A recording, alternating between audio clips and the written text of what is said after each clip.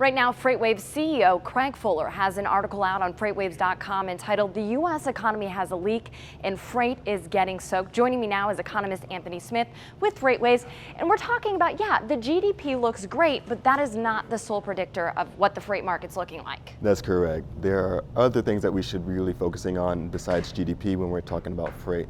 One of those things is manufacturing.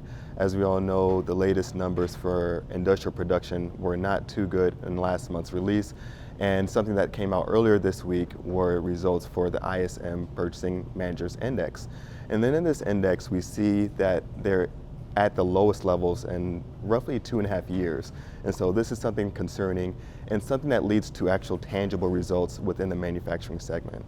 So when we're talking about employment, employment numbers look good. A lot of people are employed, but employment in terms of freight, you're talking about manufacturing, you're talking about construction. We even talked about mining, stuff like that. Right. In regards to freight, those numbers aren't looking good. Not too good. When we're looking at things like you mentioned, mining, oil, even if production's up, we have to look at the number of wells being drilled, and that's also going to be something that leads into freight activity moving around the country.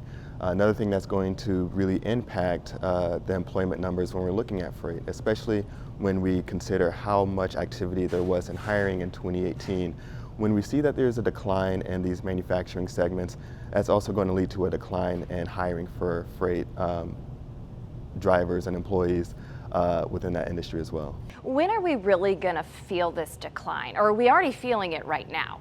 Is there an exact point that numbers will start, as they continue to plummet, we'll feel it in the economy? Or are we feeling it right now? Talk about that. I think we're starting to feel it right now, and we're starting to see a lot of the precursors. One of the things that's really interesting that came out earlier this week were factory new orders. Factory new orders are a precursor to actual shipments coming out. And when we're seeing a decline in shipments, a decline in the survey data, and a decline in the new orders, it's really going to be indicative of a lot less freight moving. Although we are seeing stellar results, so to speak, in comparison for GDP and consumers, it's not actually going to always show up with freight. When we're looking at GDP, I always tell Chad that so much of it is consumers and so much of it's going to be goods and services, around 70%.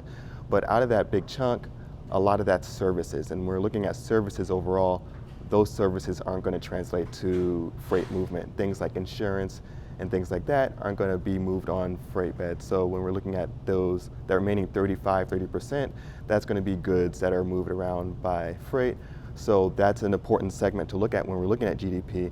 But also, more so, I think manufacturing is going to be something to really focus on. Really things to think about, and you put it in layman's terms right there. Like, people, the GDP is great, the economy is great, but you got to look at it in terms of what services are coming into are you saying services are not part of really the freight industry, and things we're measuring with the GDP really isn't considered. So we have to look at other facts and data, and you really broke that down for us. Thanks for coming on today, Anthony.